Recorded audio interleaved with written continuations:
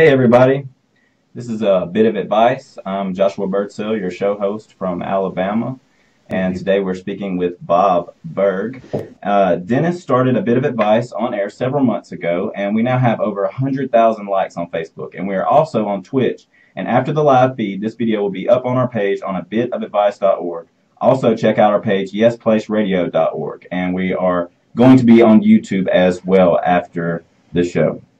Okay, so I'm going to give you a little bit of information about Bob, and Bob can correct me if I'm wrong on anything. So Bob Burg speaks all over the world on topics related to the Go-Giver, as well as what he calls genuine influence. While his total book sales number well over 1 million copies, his and John David Mann's original book has itself sold over 700,000 copies and has spurred an international movement. In their best-selling business parable, The Go-Giver, and then their follow-up, The Go-Giver Leader, Bob Burg and John David Mann challenged the conventional wisdom about success. Now they're back with a new, equally compelling story about the power of genuine influence in business and beyond. The Go-Giver Influencer might just be their most important book of all. So what is influence? We hear the word a lot, but what are we actually talking about, Bob? Yeah, we do hear the word a lot, Joshua, and it's sort of, to describe it and define it, there's really, I think, two levels. One is a very basic level, and that's simply the ability to move a person or persons to a desired action, usually within the context of a specific goal. That's influence. That's the definition of influence. I don't believe that that is the substance of influence, or the essence of influence. The essence of influence is pull as opposed to push.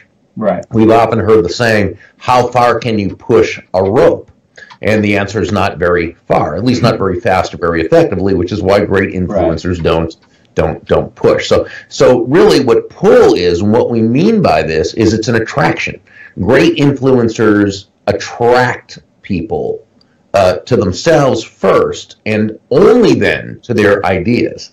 And the greatest influencers do this through discovering the needs, the wants, and the desires of the other person. Right. We got a lot of people joining us right now. I want to say thank you, everybody, for joining us.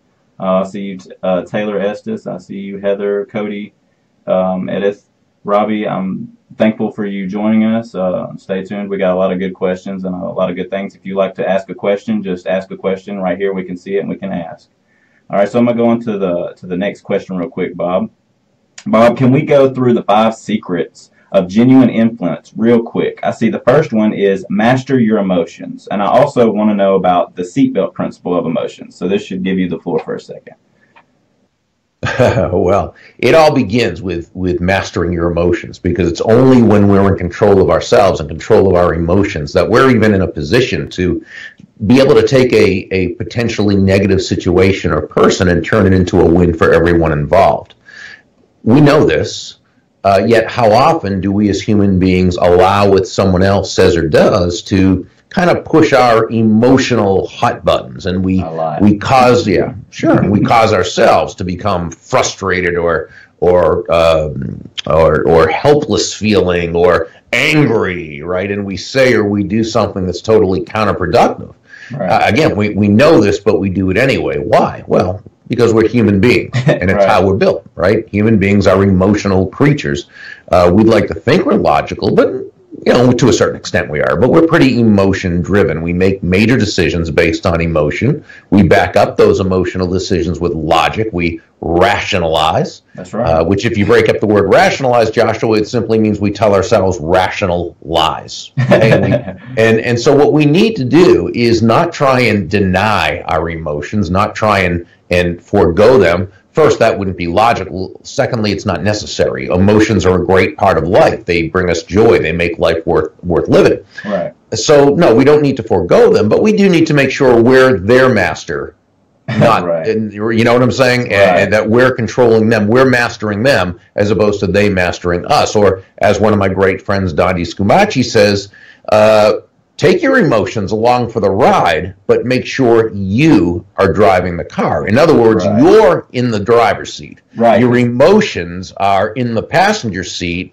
seatbelt buckled, safely tucked in. Because as one of the characters in the story in the Go-Giver Influencer says, when you allow your emotions to drive the car, you're really at the mercy of a drunk driver. Right. So if we want to make decisions in our life that are going to have the best chances of the outcomes we desire, and there's never any guarantees, but we can certainly increase the odds, it's when we act out of logic, not emotion. We understand the emotions are there, and that's okay. Exactly. We can even listen to them, but we don't take action on emotions. We take action on logic. Well, it's like I always say, sometimes you got to listen to, what you think is right. And a lot of times we sit around and we're influenced by somebody that has a negative outlook on life, or they're just aggravated, or they have something going on in their life, and we take that advice from them. That's why I always say, never take advice from a bitter heart,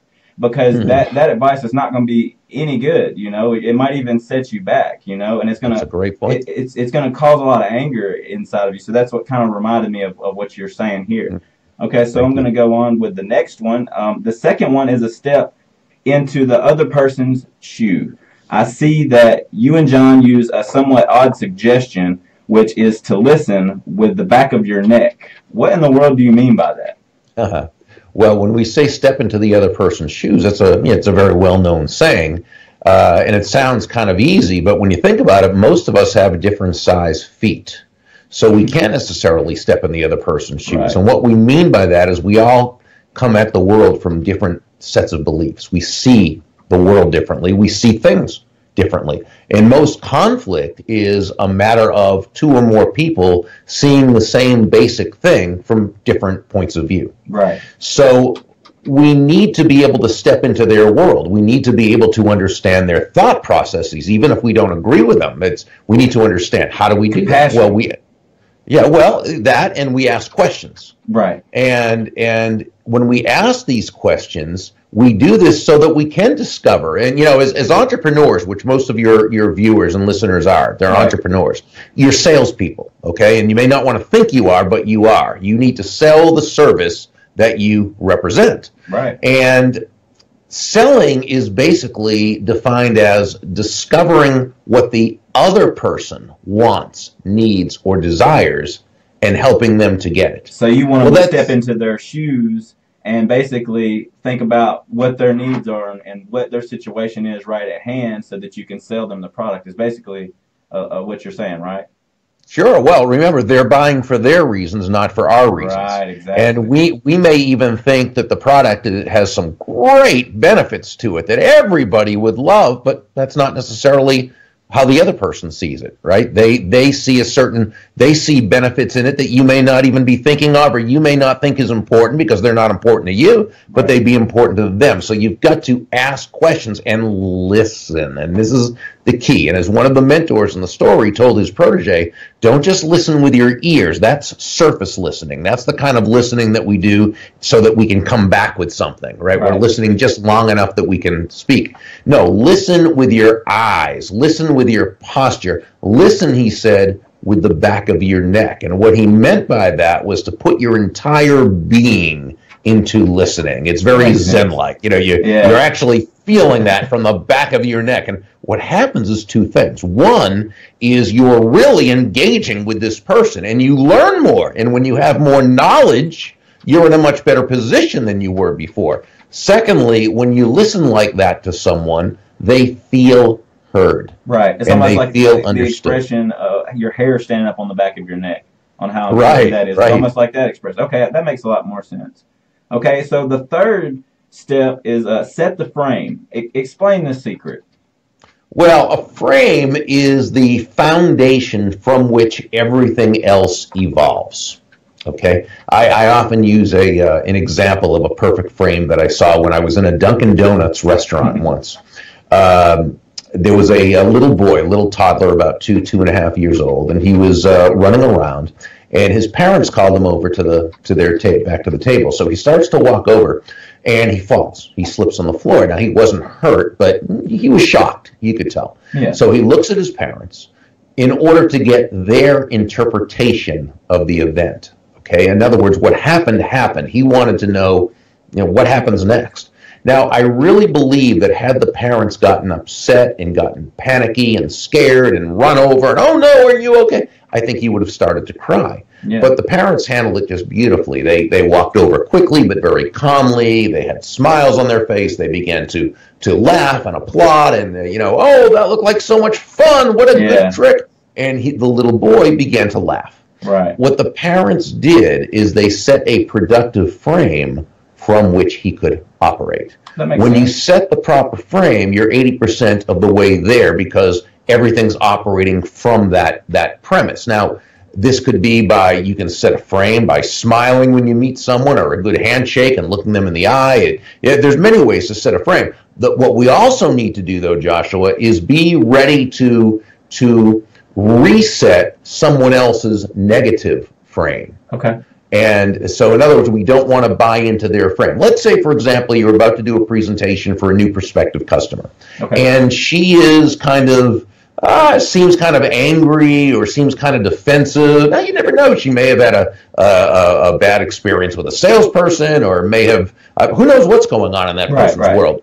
But if you buy into her frame, then you become defensive. Right. And you operate out of this person against that person type of thing. No. So let's reframe it. We might say to her something like, Mary, while we've been able to help a lot of people with this product, whether or not it's the right solution for you, we simply can't know without exploring deeper and determining whether it meets your needs. Right. So please know that this conversation is for both of us to discover that, and if it does, great. If not, that's okay too. Right. Boom. So you've taken this from two adversaries into one of two allies, both seeking a good solution. That makes perfect sense. Awesome. Yeah. Okay, so fourth is communicate with tact and empathy. Walk us through this secret. Well, my dad has always defined tact as the language of strength. And I've always enjoyed that definition because I think it takes a strong person to be tactful. It means that you've controlled your emotions. It means you've thought you've put yourself in their shoes. It means you've asked yourself, how is what I'm about to say, how is it going to affect this person? Is it going to build them or is it going to hurt them? Is it going to encourage or is it going to discourage? How's this person going to feel? Tact is a way of being able to correct someone, to critique someone, dare I say constructively criticize someone. Not that we ever want to do this, but we're talking about the real world. Right. And sometimes we have to. We have to be able to help someone see a better or a different way of doing something. There's a lot of different ways to do it.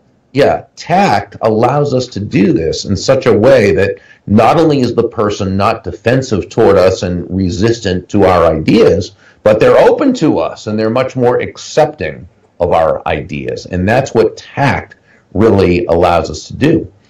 Empathy, which is by definition the identification with or vicarious experiencing of another's feelings, right? Which sounds good on paper, but again, we can't necessarily know how they feel. We don't necessarily understand how they feel. We haven't been through what they've been through. Yeah, we haven't been in their position necessarily, right. And we're trying. But here's what we can do: we can understand that they are feeling something, right? And that this something is distressful to them, and we can communicate that we understand that, and that we're there to help them through that. Right. And tact and empathy really work together because when we have that feeling of caring about this other person and what they're going through, we're naturally going to speak and communicate in a much more tactful way. Right. That makes sense. So it's almost like all the secrets work together. Exactly. That's what I'm seeing so far. So we're on the last one. So, and lastly, number 5 is let go of having to be right. So this one be a tough one for, I think, a lot of people that I know. And so does this mean you really don't care? No, it sounds like that, doesn't it? And yet, no, not at all. You care. You want to be right. You will prepare yourself to be right. You'll do. What it means is you let go of having to be right. In other words, you let go of the attachment to having to be right. Now, this sounds like it would make you less influential, but it actually makes you much more influential for 2 reasons. One, When you let go of having to be right, you're able to go into what we call learner's mode.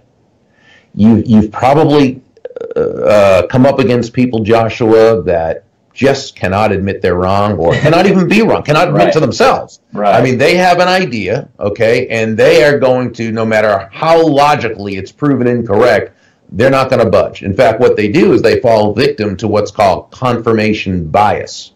And confirmation bias is exactly what it sounds like. It means when you hear or read or come across some new information that confirms your already held beliefs or biases, you accept it. Right. When you don't, when it's something that contradicts your already held beliefs or biases, you ignore it. Well, what happens is you can't grow. You can't learn anything that way. You stay exactly where you are. Right. But when you can let go of having to be right and you're really willing to learn, it means you can explore different information. Now, that doesn't mean you have to agree with that other thing, but you're open to the idea. Right, so this does two things.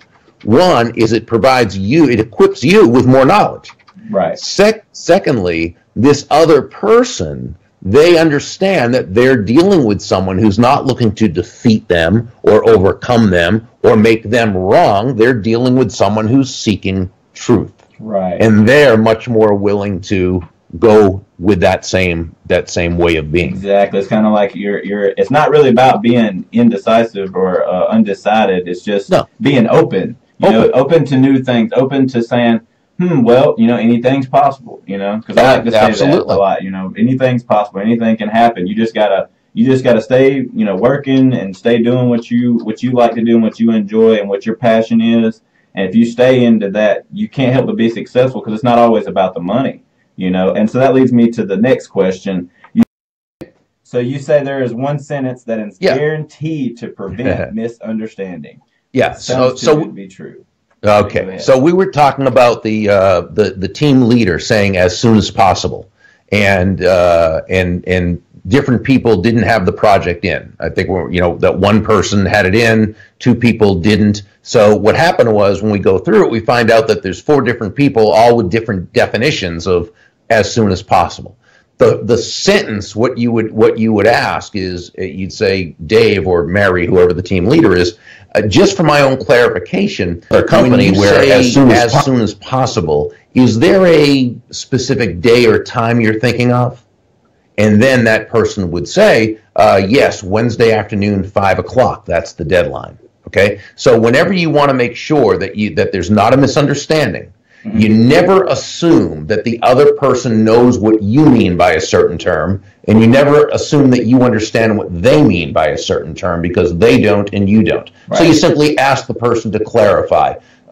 Mary, when you say so-and-so, whatever the word is, and then depending upon what it is there a specific, or did you mean, or what exactly did you mean? Or just for my own clarification, what I'm saying? I think text, that happens to me all the time in text. Somebody will text me something, and I'm like, why would they say that? And then when I see them in person, I'll be like, why'd you say that? They're like, oh, I didn't mean it like that. I meant it like this. So I think that happens a lot. Texting and online makes it even more difficult. Because there's no personality behind what you're saying. Right. So that's why it's even more important with text and email and so forth to ask clarifying questions. So important. If you want to avoid miscommunication, ask questions. Do not assume that you know what they mean or they know what you mean. I'm telling you, it's the biggest. If you start getting in the habit of doing that, and just remember, when you ask them to clarify, always do it with tact. Always company where as soon as possible. What do you mean that, right? It's always, just for my own clarification, or so I don't misunderstand. And company where, as I'm telling you, you'll just have success with people on a level you can't imagine. That's awesome. Okay, so now I'm going to go back to the question I started with. Sorry about that. That's okay. I had my cards mixed up. So you say there is one sentence, and you said that one for sure. So that clarified that, so everybody's on the same page. We also have somebody that wants to know your a quick bio. So I'll give you the floor at the end of this, so that you can do that. And that's so Lori, at the end of this, he'll be able to explain his bio one more time. So you say there is one motivating factor shared by every single person on Earth. And like I said, so it sounds good to be true. Like, what is it? Well, yeah. I learned this from one of my mentors, Harry Brown, who was just a brilliant man with a great understanding of and respect for human nature. He didn't try to change human nature. He worked within human nature. And he did it in a very kind, respectful way, very successful person. What Harry says is this, that everyone seeks happiness. Okay, now happiness defined as the mental feeling of well-being. Now, in every other way, Harry says, in every other way, people are individuals and people are different. But as human beings, it's the way we're built. Everyone seeks happiness. Every decision someone makes is aimed at bringing them happiness. Now, not every action brings happiness. Individuals make mistakes, but every act is aimed at bringing happiness. But there's also two other points that go with this. Number two, happiness is relative. In other words, different people experience happiness different ways. So we play as human beings, we all place different values on different things. So what might make one person very happy might make another person miserable or might have no effect at all. Okay? Exactly. And then third, resources are limited. Now, that's not to be confused with a lack mentality. Not at all. We live in a very abundant universe.